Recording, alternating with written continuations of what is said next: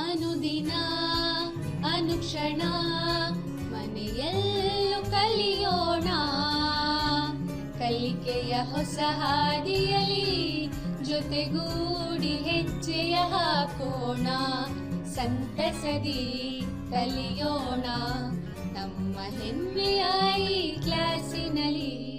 Yes, sir. Yes, teacher. Present, ma'am. अऊज़ु बिल्लाहि मिनश शैतानिर रजीम, बिस्मिल्लाहिर्रहमानिर रहीम। अस्सलामु अलैकुम वरहमतुल्लाहि वबरकातुहू। अज़ीज़ तलबा, कैसे हैं आप तमाम? उम्मीद है आप तमाम बखैर होंगे। चलिए आज हम फिर आपसे मिलने के लिए आ गए हैं। आज हम आपके लिए क्या लाए हैं इसी क्लास में, क्या आप सीखेंगे, किसका इक्तिसाब आप करने वाले हैं, इसके बारे में हम मज़ीद जानकारी हासिल करेंगे। पहले तो मैं आपको खुशामदीद कहूँगी, उसके साथ अपने सबक की आमोज़िश शुरू करते हैं। चलिए, यहाँ पर मैंने आपके लिए एक सरगर्मी रखी है। इन तस्वीर को देखकर आपको अंदाज़ा हो गया होगा, आपने इन तस्वीर को पहचान लिया होगा, उम्मीद है मुझे। देखिए, अब आप जो पहली तस्वीर पर गौर करेंगे, आपको नाम याद आ गया है ना। पिछली जमात में हमने क्या पढ़ा था, किसके ताल्लुक से पढ़ा था, ये भी आपको याद आ गया, तो बिल्कुल सही। और दूसरी जो तस्वीर है और तीसरी जो तस्वीर है, इससे भी आप वाकिफ़ होंगे। तो चलिए, हम उम्मीद करते हैं आपने इनके नाम बता दिए हैं। तो ये जो है तस्वीर आप किसकी है? अकबर इलाहाबादी, बिल्कुल सही कहा आपने। और जो है अमजद हैदराबादी हैं, और तीसरे जो हैं फिराक गोरखपुरी हैं। तो इन तीन तस्वीर से आपने वाक़ियत हासिल की, देखा आपने, और इनके नाम भी आपने बता दिए होंगे। चलिए अब हम आगे बढ़ते हैं। तो यहाँ पर पहले हम पिछली जमात का यादा कर लेंगे। सनफ़ सुखन में रुबाई से वाकिफ़ हुए थे, और उर्दू के मशहूर रुबाई गो शायर अकबर इलाहाबादी के तारुफ और उनकी रुबाई से वाकिफ़ हुए थे, और रुबाई के नासिहाना और अखलाक़ी पहलू से आप वाकिफ़ हुए, है ना तलमा? हाँ, तो यहाँ पर रुबाई किसे कहते हैं, उसके ताल्लुक से भी आपने पढ़ा था। मज़ीद कुछ जानकारी हासिल कर लेंगे हम। तो ये जो है आपके इजाफी मालूमात हैं तलबा। तो यहाँ पर उर्दू की नज़मिया शायरी में वो सन्फ़ जो 4 मिसरों पर मुश्तमिल होती है। रुबाई क्या है? एक रुबाई में कितने मिसरे होते हैं? 4 मिसरे होते हैं। 4 मिसरों पर यह मुश्तमिल होती है। तो इन 4 मिसरों में पहला, दूसरा और चौथा मिसरा हम काफिया होता है। तो पहला, दूसरा, चौथा मिसरा हम काफिया होता है। ये अच्छी तरीके से आपको याद है ना, पिछली जमात में हमने पढ़ा था। तो यहाँ पर उर्दू रुबाई के कहीं 24 औज़ान मुकर्रर हैं। तो रुबाई 24 औज़ान पर तख्लीक की जाती है रुबाई की, और किसी रुबाई के तमाम मिसरे इन 24 में से किसी एक वज़न में हो सकते हैं। देखिए, हर मिसरा मुख्तलिफ वज़न में भी हो सकता है। तो हाँ, एक वज़न पर ही सारी रुबाई लिखना ये कंडीशन नहीं है यहाँ पर। हाँ, अलग अलग औज़ान पर अलग अलग मिसरे हो सकते हैं। कोई मिसरा बड़ा हो सकता है, कोई छोटा हो सकता है। तो ये आपके तख्ती पर डिपेंड करेगा कि किस तरीक़े से आप उसको इस्तेमाल कर रहे हैं, कौन से औज़ान में उसको लिख रहे हैं। तो चलिए हम आगे बढ़ते हैं। आपसे एक सवाल करते हैं, याद आई कि आपको याद है या नहीं, चेक कर लेते हैं। रुबाई किसको कहते हैं? रुबाई किसको कहते हैं? जी बिल्कुल सही जवाब दिया आपने। 4 मिसरे वाली नज़म को रुबाई कहते हैं। तो 4 मिसरे वाली जो नज़म है उसको हम रुबाई कहेंगे। रुबाई का दूसरा नाम क्या है? हाँ, तो रुबाई का दूसरा नाम 2 बैती है। रुबाई का दूसरा नाम 2 बैती है। ये भी आपको याद है, अच्छी तरीके से ज़हन नशीन कर लीजिए तलबा। और रुबाई का कौन सा मिसरा काफिये और रदीफ का पाबंद नहीं होता? अलिफ पहला मिसरा, बे दूसरा मिसरा, और जीम तीसरा मिसरा, और दाल चौथा मिसरा। ये 4 ऑप्शन आपके पास हैं। तो याद आ गया आपको जवाब? जी बिल्कुल। صحیح جواب آپ کا تیسرا مصرع کسی قافیہ ردیف کا پابند نہیں ہوتا۔ تو آپ کی یادداشت اچھی ہے طلبہ، جزاک اللہ، آپ نے صحیح جوابات دیے اور اچھی طریقے سے اس کو یاد رکھیے۔ چلیے، تو جو ربائی ہم نے پچھلی کلاس میں پڑھی تھی اس کا یادہ بھی اب کر لیتے ہیں۔ گر جیب میں زر نہیں تو راحت بھی نہیں، گر جیب میں زر نہیں تو راحت بھی نہیں، بازو میں سکت نہیں تو عزت بھی نہیں، گر علم نہیں تو زور و زر ہے بیکار، گر علم نہیں تو زور و زر ہے بیکار، مذہب جو نہیں تو آدمیت بھی نہیں۔ تو اس اشعار کی تشریح بھی آپ نے جان لی تھی اور اچھی طریقے سے اس کو سمجھ بھی لیا تھا آپ نے۔ تو آج کا جو ہمارا عنوان ہے طلبہ وہ رباعیات میں ہم آگے بڑھتے ہوئے اب امجد حیدرآبادی کی ربائی اور فراق گورکھپوری کی ربائی دونوں رباعیات کو آج مکمل کرنے کی کوشش کرتے ہیں۔ چلیے، تو آج جو سبق کے اہم نکات ہیں اس کو دیکھ لیتے ہیں۔ یہاں پر امجد حیدرآبادی کی ربائی کے تعلق سے پڑھیں گے، پھر الفاظ و معنی، اس کے بعد ربائی کا خلاصہ، پھر شاعر امجد حیدرآبادی کے تعارف سے واقف ہوں گے، پھر شاعر فراق گورکھپوری کی ربائی اور ان کا تعارف بھی ہم پڑھیں گے، اور تو سوال جواب تو ہوں گے ہی، سوالات و جوابات اور گھر پر کام۔ چلیے آگے بڑھتے ہیں ہم، اور پہلے ہم تعارف دیکھ لیتے ہیں۔ تو تعارف جو ہے امجد حیدرآبادی کا جو تعارف ہے وہ نام سید حسین، نام کیا ہے آپ کا؟ سید حسین، یاد رکھ لیجیے، نام سید حسین، امجد تخلص، امجد آپ کا تخلص تھا، اور تخلص جانتے ہیں نا، وہ چھوٹا سا نام جو شاعر اپنے کلام میں استعمال کرتے ہیں۔ تو یہاں پر 1903 میں حیدرآباد میں پیدا ہوا، 1903 میں حیدرآباد میں پیدا ہوئے۔ تو کب پیدا ہوئے آپ؟ 1903 میں پیدا ہوئے۔ کہاں پیدا ہوئے؟ حیدرآباد میں پیدا ہوئے، اس لیے حیدرآبادی ہم لگا رہے ہیں۔ تو ان کی رباعیات کا مجموعہ رباعیات امجد بہت مشہور ہے، رباعیات امجد بہت مشہور ہے۔ آپ کا ایک مجموعہ کلام ریاض امجد بھی شائع ہو چکا ہے، اور 1961 میں آپ نے انتقال فرمایا۔ چلیے اضافی معلومات دیکھ لیتے ہیں طلبہ۔ تو امجد حیدرآبادی کا نام کیا ہے؟ سید احمد حسین تھا، اور امجد تخلص کرتے تھے۔ آپ کا پورا نام کیا تھا؟ سید احمد حسین، اور امجد آپ کا تخلص تھا۔ تو ان کے والد صوفی سید رحیم علی بڑے خدا رسیدہ بزرگ تھے، تو آپ بڑے خدا رسیدہ بزرگ تھے، اور ان کا انتقال امجد کے بچپن میں ہی ہو گیا۔ تو جب آپ چھوٹے تھے تو اسی وقت آپ کے والد کا انتقال بھی ہو گیا تھا، تو آپ یتیم تھے۔ تو مکتب کی ابتدائی تعلیم کے بعد مدرسہ نظامیہ حیدرآباد میں درس نظامی کی تعلیم حاصل کی۔ کہاں پر؟ مدرسہ نظامیہ۔ تو مدرسہ نظامیہ میں آپ نے اپنی ابتدائی تعلیم حاصل کی، جو کہ درس نظامی کی تعلیم تھی۔ اور امجد نے معاشی ضرورتوں کے تحت پہلے معلم کی حیثیت سے دارالعلوم اسکول میں ملازمت اختیار کی، بعد میں ریاست حیدرآباد کے محکمہ محاسبی میں منتظم مامور ہوئے۔ تو وہاں پر آپ ملازمت بھی آپ کیے وہاں پر، اس کے بعد آپ محکمہ محاسبی میں منتظم کے حیثیت سے کام کیے۔ اور 1908 میں جو موسیٰ ندی کا سیلاب آیا تھا، حیدرآباد میں جو موسیٰ ندی ہے، تو اس میں جب سیلاب آ گیا، 1908 کا جو سیلاب تھا وہ بہت ہی جان لیوا سیلاب تھا، تو ان کی والدہ، بیوی، بچے نذر اجل ہو گئے۔ دیکھیے وہ سیلاب میں ڈوب گئے اور جاں بحق ہو گئے۔ تو یہ حادثہ جو ہے امجد حیدرآبادی کے لیے بہت جاں کسل ثابت ہوا۔ آپ بھی اس سیلاب میں پھنسے ہوئے تھے، ایک املی کے درخت کی ٹہنی کو پکڑ کر آپ بچ نکلے، آپ کی زندگی بچ گئی، اور آپ اپنی آنکھوں کے سامنے اپنی والدہ، اپنے بیوی اور بچوں کو نظر اجل ہوتے ہوئے دیکھا۔ تو اس طریقے سے وہ لوگ جاں بحق ہو گئے، موت کی آغوش میں سو گئے۔ تو یہ جو حادثہ تھا آپ کی زندگی پر بہت ہی اثر کر گیا۔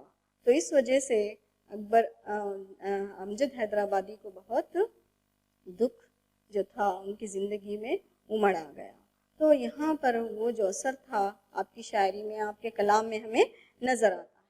تو امجد حیدرآبادی کی شہرت کی بنیاد ان کی رباعیاں ہیں. تو آپ کو کس سے شہرت ملی طلبہ؟ رباعیوں سے شہرت ملی.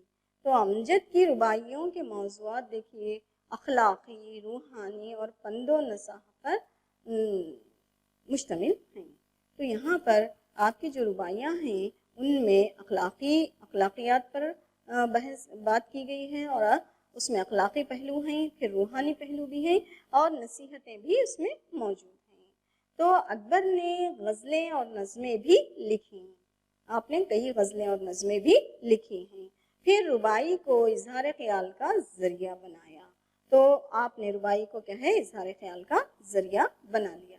حقائق عالم، فلسفہ حیات، اخلاقیات، خصوصاً مضامین تصوف کو رباعی کے پیرائے میں بیان کیا. تو آپ نے اپنے کلام میں حقائق عالم کو بیان کیا کہ دیکھیے حقیقتیں جو ہوتی ہیں، جب حقائق کو بیان کیا جاتا ہے تو وہ کیا ہے؟ قاری کے ذہن پر بہت اثر کرتا ہے. تو ایسے اشعار جب ہم پڑھتے ہیں تو ہم اپنا محاسبہ کرنے پر مجبور ہو جاتے ہیں. تو اس طریقے سے ہمیں اصلاح کا موقع مل جاتا ہے. اور اس میں فلسفہ حیات بھی موجود ہے، زندگی کا ایک فلسفہ بھی اس میں موجود ہے. اس طریقے سے آپ نے اخلاقیات کو یہاں پر اب واضح کیا ہے، اپنے کلام کے ذریعے آپ نے سمجھایا ہے. اور دیکھیے تصانیف جو ہیں آپ کی امجد حیدرآبادی کی جو تصانیف ہیں وہ رباعیات امجد ہے اور ریاض امجد ہے.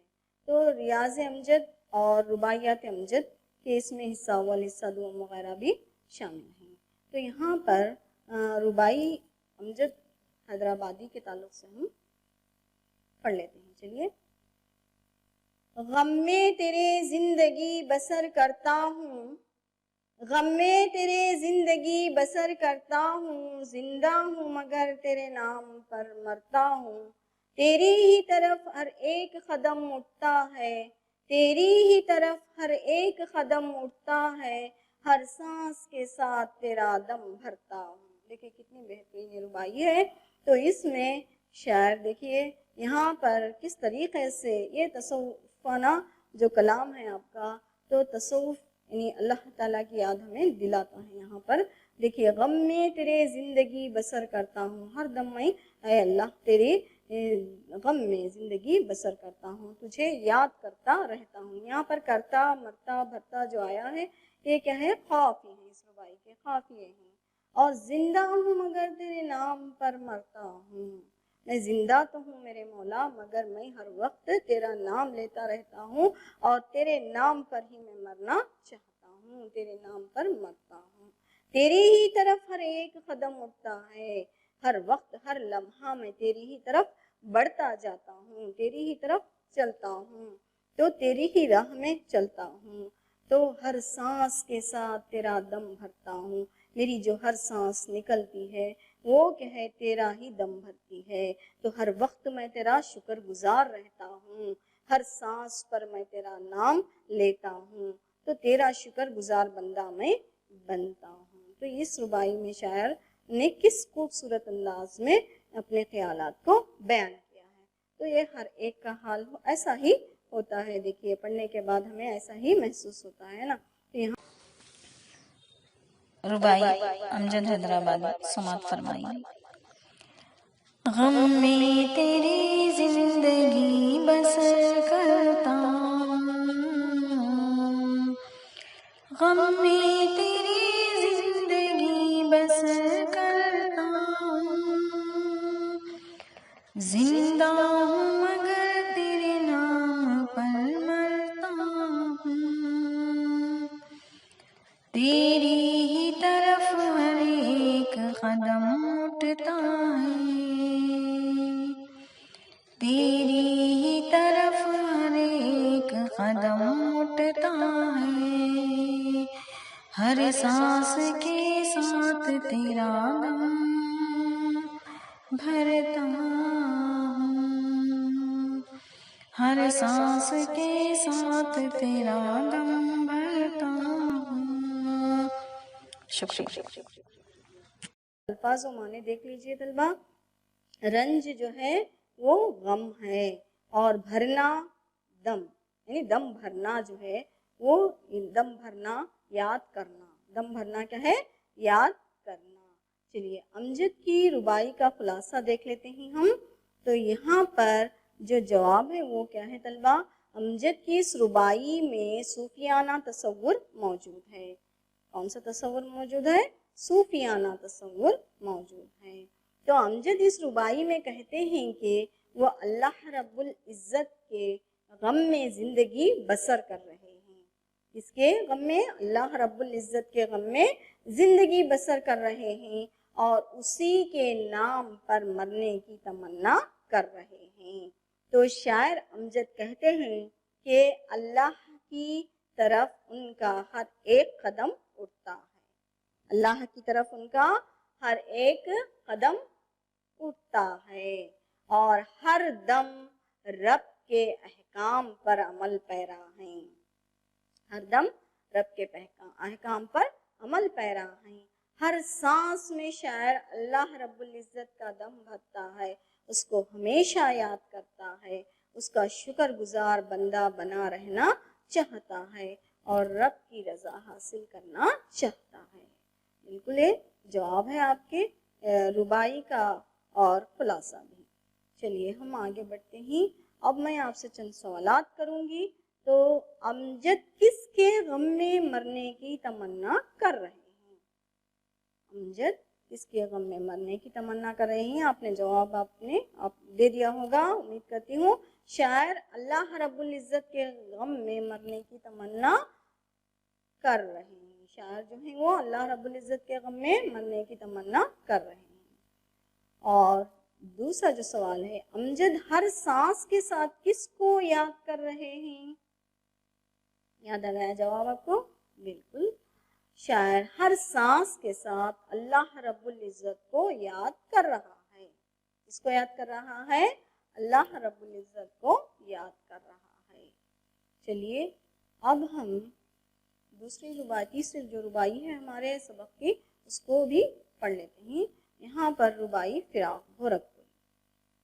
پہلے تعارف سے واقف ہو جائیں گے. فراق کا نام رگھوپتی سہائے تھا. فراق کا نام کیا تھا؟ رگھوپتی سہائے تھا. آپ 1897 میں پیدا ہوئے. کب پیدا ہوئے آپ؟ 1897 میں پیدا ہوئے. وہ اپنے دور کے صف اول کے شعراء میں سے تھے. صف اول کے شعراء میں سے وہ تھے. تو آپ کا اس وقت اس زمانے میں بہت اونچا مقام تھا. وہ شاعر کے ساتھ ساتھ نقاد بھی تھے. تو تنقید بھی وہ کیا کرتے تھے، نقد و تبصرہ کرتے تھے. تو ان کے تنقیدی مضامین کا مجموعہ جو ہے وہ اندازے بھی شائع ہو چکا ہے. آپ کا جو تنقیدی مضمون، یعنی جو کلام آپ نے، جو کتاب آپ نے لکھی تھی، تو اس میں جو ہے وہ اندازے ہیں. تو اندازے بھی کیا ہے آپ کی ایک تصنیف ہے. اور شعلہ باز اور روپ ان کے شعری مجموعے ہیں. تنقیدی مضامین کا مجموعہ اندازے ہیں، اور شعلہ باز اور روپ کیا ہیں؟ شعری مجموعے ہیں. تو آپ کے جو کلام، آپ کا جو کلام ہے وہ کس میں ہے؟ شعلہ باز اور روپ میں. تو یہ دو آپ کے مجموعے کلام ہیں، شاعری کے مجموعے ہیں. اور فراق الہ آباد یونیورسٹی میں انگلش کے پروفیسر کے عہدے پر فائز رہے. کہاں پر فائز رہے آپ؟ پروفیسر کے، انگلش کے پروفیسر تھے آپ یونیورسٹی میں، اور 1982 میں انتقال فرمایا. چلیے آپ کے تصانیف سے وقفیت حاصل کر لیے ہم. تو پھر یہاں دیکھ لیتے ہیں. اندازے ہے، کلیات فراق گورکھپوری، اور روپ اور گل نغمہ بھی آپ نے لکھا ہے. تو یہاں پر ہم مزید تصانیف آپ کو بتا دیے. اور فراق گورکھپوری کی جو ربائی ہے اس کو بھی اب پڑھ لیتے ہیں. کرتے نہیں کچھ تو کام کرنا کیا آئے، کرتے نہیں کچھ تو کام کرنا کیا آئے، جیتے جی جاں سے گزرنا کیا آئے. رو رو کے موت مانگنے والوں کو، رو رو کے موت مانگنے والوں کو، جینا نہیں آ سکا تو مرنا کیا آئے. دیکھیے کتنی بہترین ربائی ہے، اس میں بھی آپ نے ایک پیغام دیا ہے، ہر انسان کو اپنا محاسبہ کر لینا چاہیے۔ یہاں پر دیکھیے کیا کہہ رہے ہیں شاعر، کرتے نہیں کچھ تو کام کرنا کیا ہے۔ جب آپ کوئی کام ہی نہیں کر رہے ہیں تو پھر کیا کس منہ سے آپ کہیں گے کہ مجھے کام کرنے نہیں آتا ہے؟ تو کام کرنا کب آتا ہے؟ جب آپ محنت کریں گے، محنت سے کچھ کام کریں گے تو کاہلی چھوڑیں گے، سستی چھوڑیں گے، تو تبھی جا کر آپ کو کچھ کام کر پائیں گے۔ تو کچھ کام کر ہی نہیں رہے اور کہتے ہیں کہ کام نہیں آتا، تو یہ کیا بات ہوئی بتائیے؟ تو کام کرنا ہے آپ کو، جب کام کریں گے تو کام کرتے کرتے آپ کو کیا ہے، ہنر خود بخود آ جائے گا، ہے نا؟ تو کام کرتے کرتے ہی ہمیں پرفیکشن آئے گا، تو ہم اس میں پرفیکٹ ہو جائیں گے، تو ہم وہ ہنرمند ہو جائیں گے۔ تو کرتے نہیں کچھ تو کام کرنا کیا آئے، جیتے جی جان سے گزرنا کیا آئے۔ تو جان جوکھم میں ڈال کر، محنت کر کے، جی جان سے محنت کر کے ہمیں کچھ نہ کچھ کرنا ہے، کچھ کر گزرنا ہے۔ تو کچھ کر گزرنے کا جب ہم مصمم ارادہ کریں گے، کوئی کام کرنے کا ارادہ کریں گے، تبھی تو جا کر ہم کوئی کام کر پائیں گے۔ تو ہمیں ایک ارادے کے تحت کام کرنا ہے۔